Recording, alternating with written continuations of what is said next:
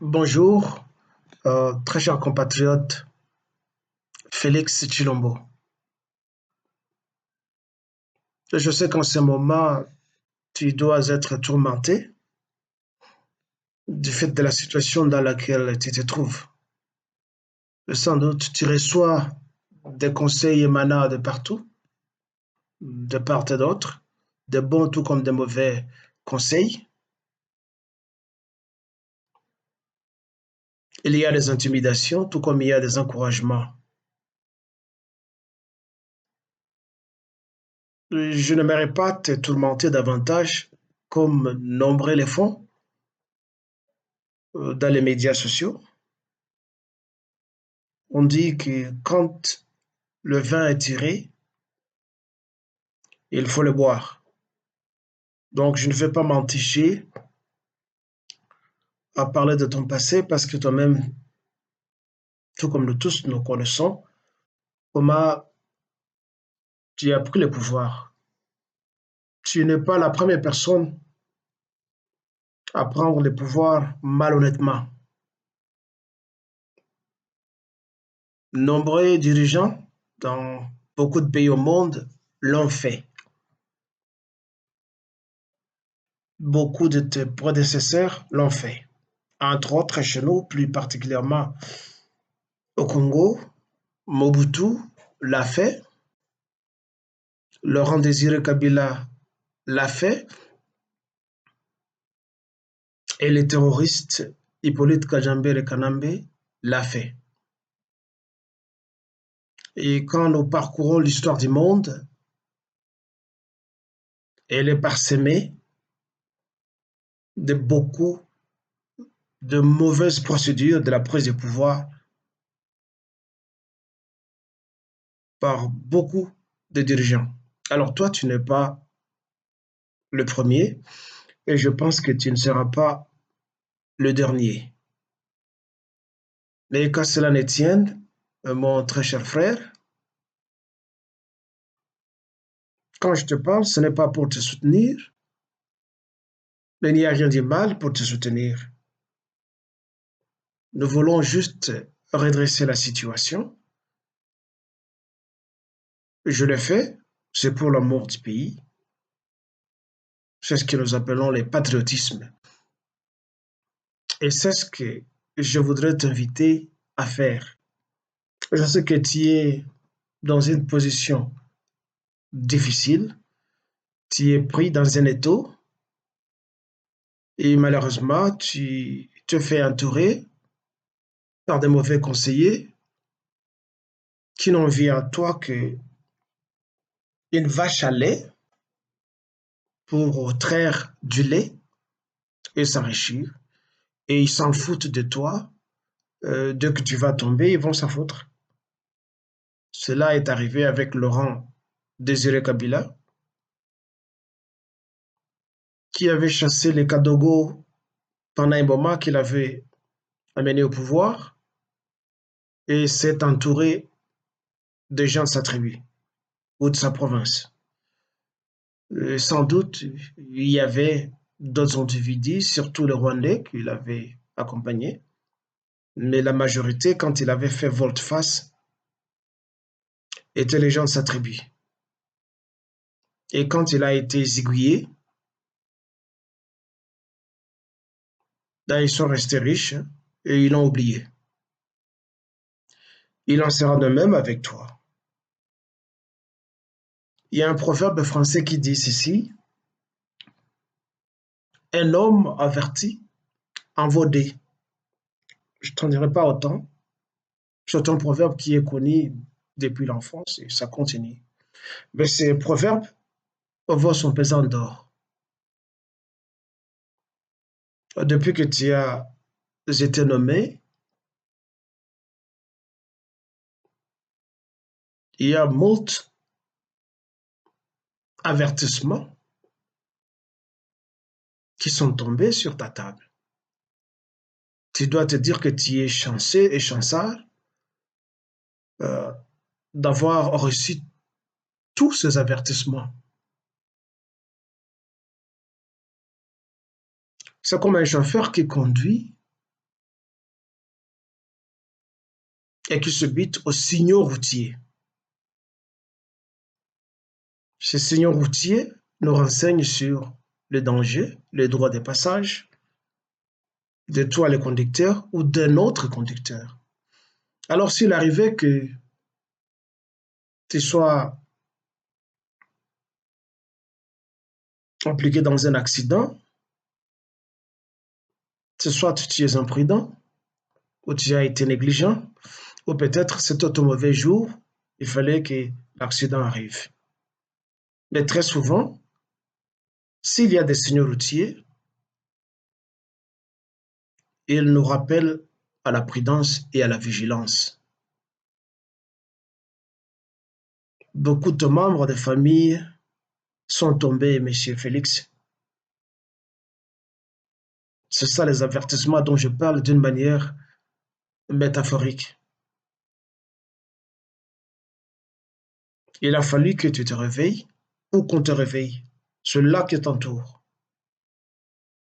Au lieu qu'ils se comportent folkloriquement comme ils sont ivres de l'argent et ils affichent un arrivisme hors pair et une arrogance de démesurée. Ils viennent d'arriver, de nouveaux riches. Mais dès que tu ne seras plus là, toi, tu ne vas pas écrire ton histoire, car les morts n'écrivent pas leur histoire. Il est temps que tu écrives ton histoire. Il est temps que tu écrives ton histoire. Maintenant, dans les bons, dans les bons sens, je veux dire. Et il ne faut pas attendre que les gens l'écrivent dès que tu ne seras plus là. Il y aura trop d'insultes et peu de versions vont relater tes bienfaits. On ne va que t'insulter, on ne va dire du mal de toi. Rares sont là, sont ceux-là, comme le Mumba, qui a eu la chance de gribouiller quelque chose en livre que nous connaissons tous et quelques poèmes de son vivant. Bon, c'est un livre posthume sans doute, même les poèmes, ils sont posthumes, mais au moins, ils témoignent de quelqu'un qui aura écrit quelque chose. Toi, tu n'as pas le temps de le faire parce que tu es tourmenté de gauche à droite par les membres de ta famille, tes amis et de flatteurs qui t'entourent. Mais pourquoi tu ne parviens pas à te relever quand tu as la chance d'être averti plusieurs fois comme ça par tes ennemis? Pourquoi tu ne relèves pas? Pourquoi tu ne parviens pas à changer de méthode? Et tu es là, calme, électrocuté, ou peut-être tu es content parce que tu es président. Bon, on comprend, c'est un pays émotionnel. Tout homme, quand il a une promotion, eh bien, il est toujours content, c'est émotionnel. Mais écoutez, je pense que quand on accède à un nouveau poste, à de nouvelles tâches, l'institution, l'organisation pour laquelle on travaille attend de toi, de nous ou de n'importe qui, une nouvelle méthode, si pas de nouvelles méthodes de travail. Certains politiciens ont dit gérer autrement. Cela a été un slogan de leur campagne électorale. Gérer autrement. Nous pensions que toi, tu allais gérer autrement et non pas pérenniser l'impunité et la corruption.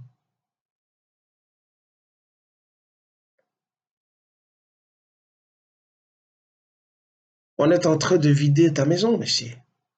Et toi, tu gardes le calme. On est en train de t'aviser que c'est toi qu'on vise, que tu seras le prochain. You will be the next person. You are the target. And that is coming very soon.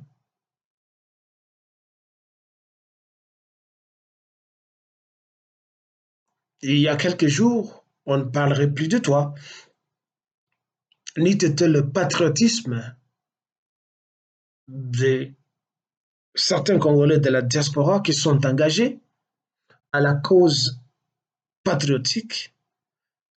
Mon frère Félix, on ne parlerait plus de toi. Et sur ce chapitre, je cite des compatriotes très engagés, patriotes tels que Christian Bolabama, Kerwin Mayezo,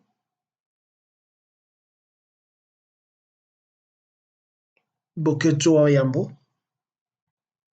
le commandant Esso, le pasteur Jacques Dinabanza,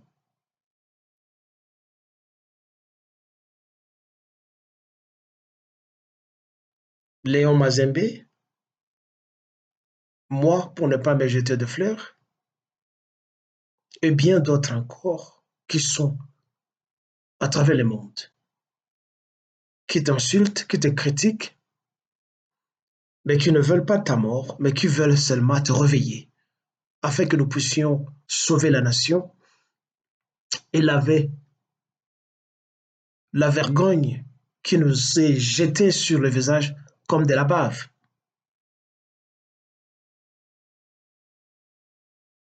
Mon frère Félix, le Congo n'est pas le premier pays à être occupé, à être pris en tenaille comme il l'est aujourd'hui. L'histoire du monde est émaillée de conquêtes,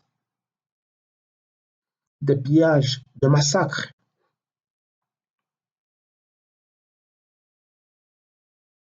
Mais ces pays qui ont été dominés, certains, si pas nombreux parmi eux, se sont libérés, soit par insurrection nationale, ou soit par des alliances avec d'autres pays qui sont venus à leur rescousse.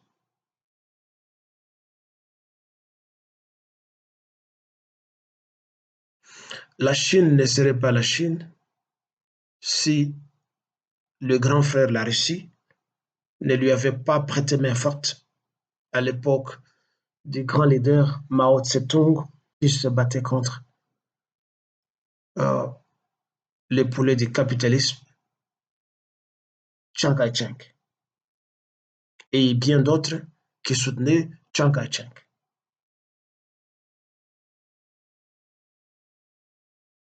Le Vietnam ne battrait pas nombreuses grandes puissances au monde si la Russie ne lui avait pas prêté main forte. La Corée du Nord, du camarade Kim Il-sung, ne serait pas ce qu'elle est aujourd'hui si la Russie ne lui avait pas tendu la main. Il les soutenir dans sa lutte contre les Américains et contre la Corée du Sud.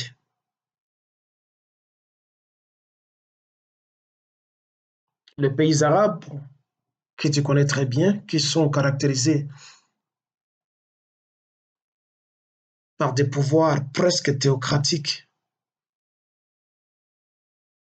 et intimidateurs,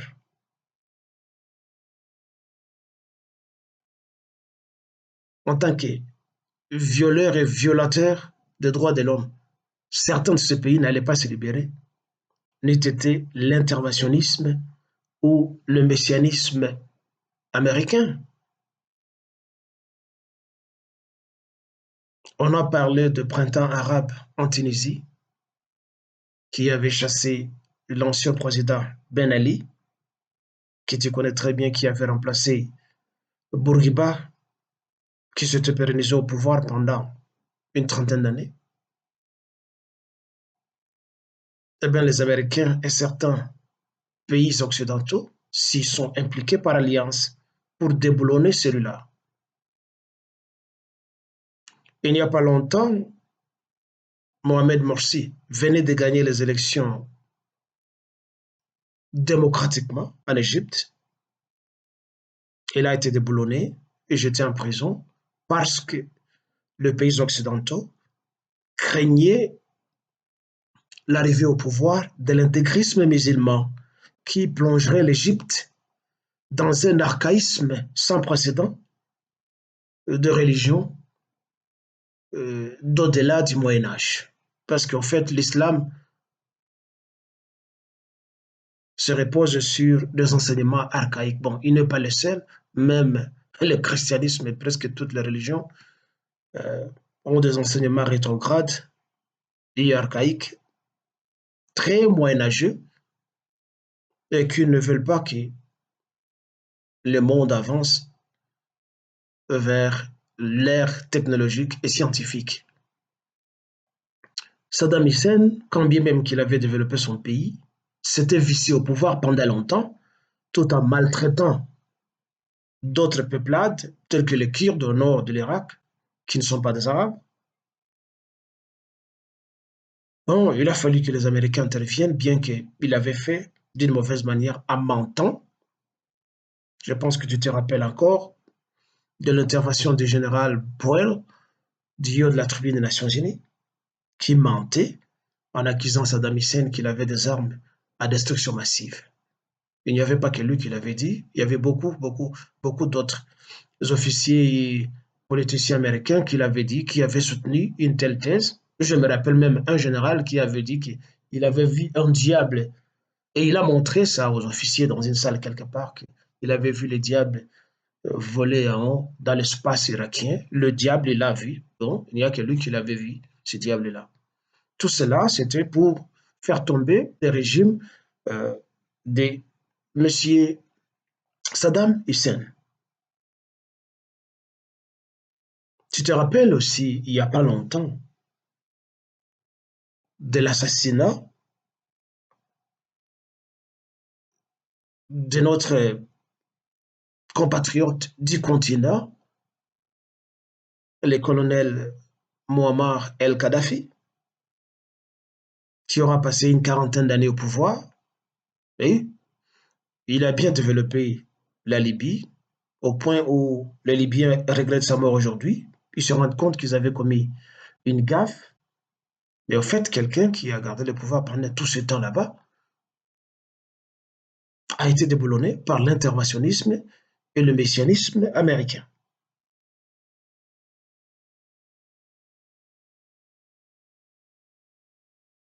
Avec la combinaison de certaines forces occidentales, l'OTAN.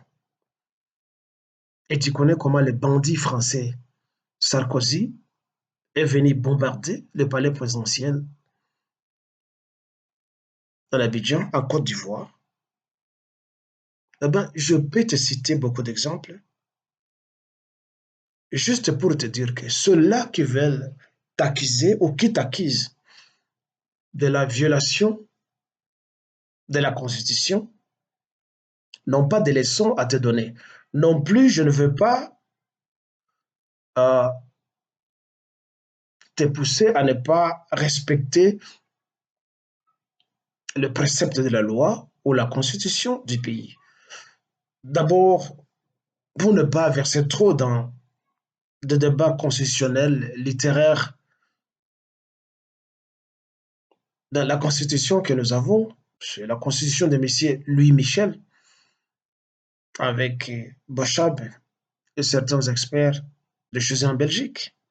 Je ne dis pas que totalement cette constitution est mauvaise, mais elle avait été taillée sur mesure, parce que vous savez, ceux qui vous en veulent ne font rien au hasard. Les complotistes ou les comploteurs sont des gens qui savent bien planifier et ils savaient ce qui allait en venir. Il y a plusieurs articles de cette constitution qui te donnent les prérogatives euh, de décréter l'état d'urgence. Il y en a. Il y a l'article 89, 85, 111, et si nous allons au-delà, même 185, qui te donne ces prérogatives. Et les constitutionnalistes peuvent encore plus extirper d'autres passages qui te donnent ces prérogatives. Quand bien même que tu es fautif dans ça et que ceux-là qui en appellent aux assises de deux chambres veulent y arriver, parce qu'on va y arriver, malgré cela. Mais tu n'es pas le premier à violer cette constitution congolaise. Le fait d'envahir le Congo par les Rwandais et leurs comparses, Rwandais, Burundi et la communauté internationale,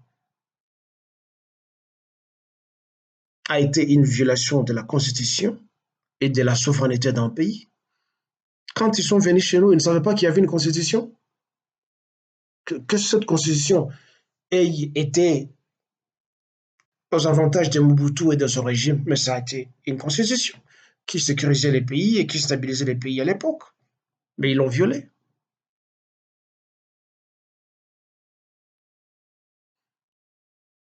Les deux mandats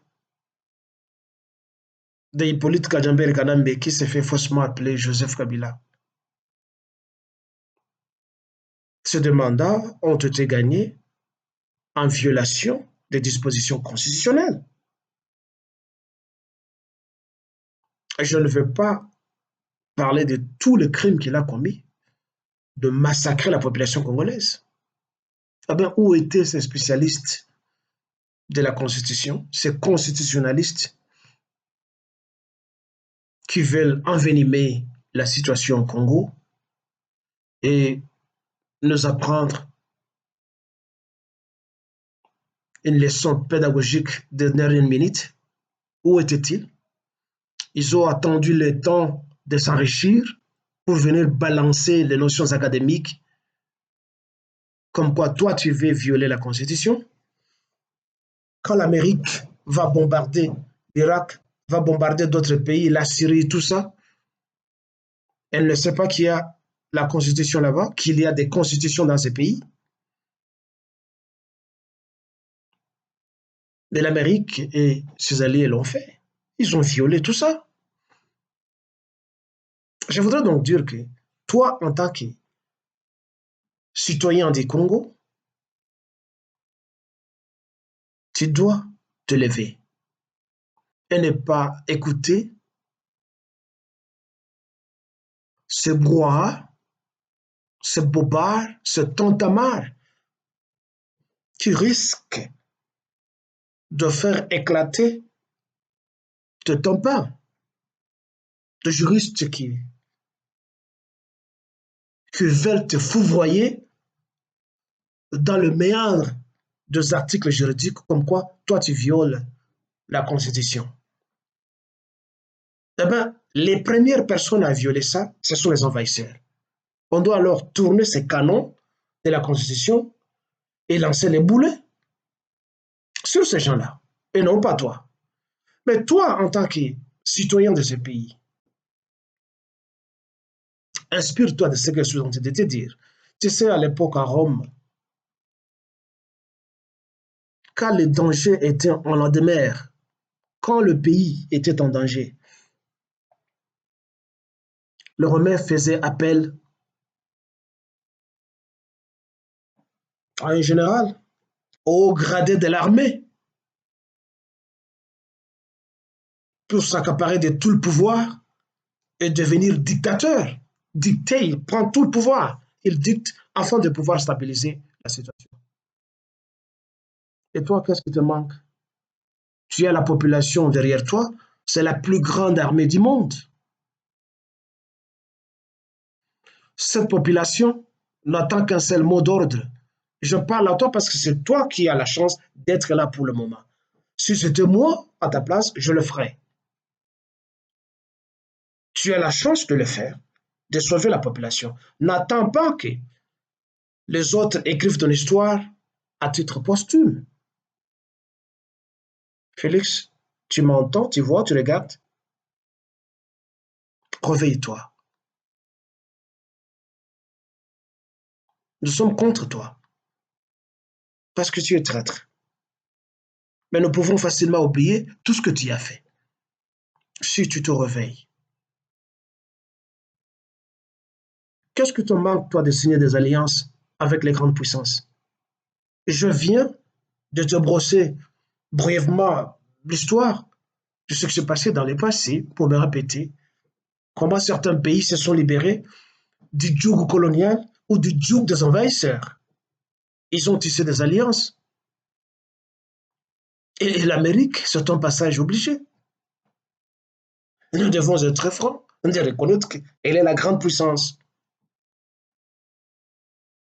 Et il faut reconnaître celui qui est plus fort que toi. Il est plus fort que toi. Quoi que tu le fasses. Si on doit méconnaître la puissance de l'Amérique, alors on est malhonnête. On est malhonnête. Ils nous ont précédés sur ce chemin de la construction de la puissance. Et ils sont puissants. Alors ils peuvent intervenir partout.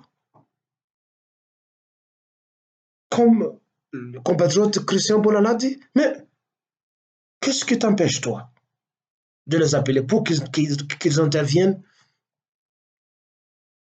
et qu'ils débustent de là où ils sont cachés tous ces outils chez nous?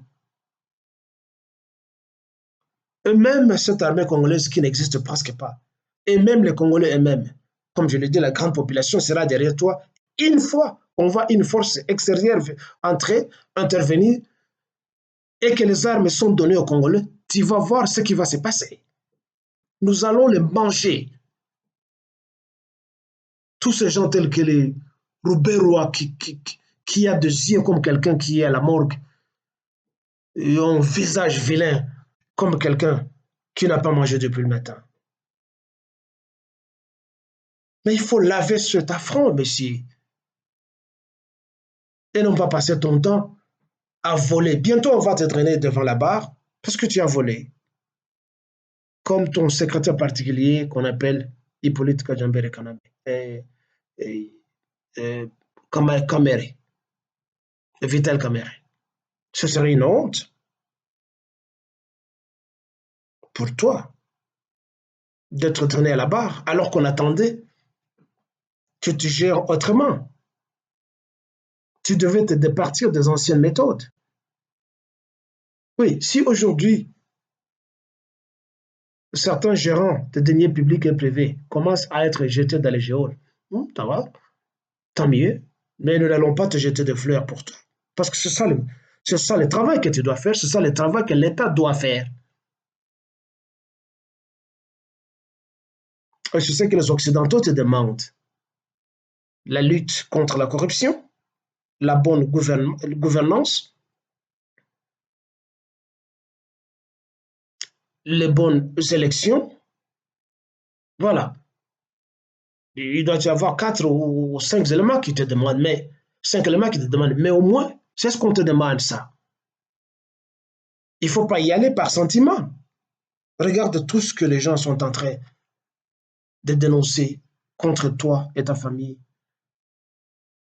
Comment tes frères volent l'argent, comment ils pillent les Katanga, les Christians Tshisekedi et les autres.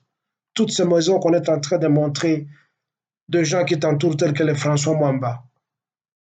On montre leurs maisons en Europe et ils ne sont pas les seuls. Mais s'ils les font, je ne pense pas que c'est avec le salaire d'un fonctionnaire de l'État qu'ils peuvent acheter des somptueuses villas comme ça. C'est parce que tu fermes l'œil et alors tu y es complice. Et comme je te disais, nous ne voulons pas ouvrir la boîte de Pandore. Nous voulons que tu te réveilles. Déclare la guerre. Bien même avant que les autres puissances viennent, les Congolais peuvent manger toute cette minorité de Rwandais qui est là. Regarde comment tous sont allés se nicher à la Gombe. Ils croient que la Gombe, je ne sais pas, c'est l'avenue Foch, c'est le Manhattan. Qu'est-ce qu'il y a à la Gombe? Un petit quartier qui a été construit à l'époque par des Belges et vous croyez que c'est ça le paradis? Mais vous visitez d'autres pays, vous avez été dans d'autres pays, vous avez vu comment et combien impeccables étaient les quartiers d'autres pays. Et vous croyez que la Gombe, c'est le paradis? Vous n'avez pas honte. Alors, Félix, je te demande de te réveiller. Je viens de répéter ces mots plusieurs fois. Avant qu'on te jette dans la geôle. Ce serait une chance d'ailleurs si on t'emprisonne.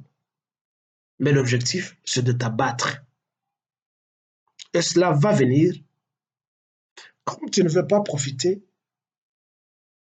des effets de surprise. Sur le moment,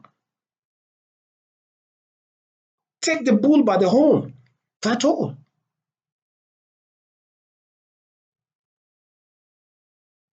Bon après-midi. C'est moi, ton compatriote, Jemadari Vibikil Kilele. Salut à toi et à tout le Congolais.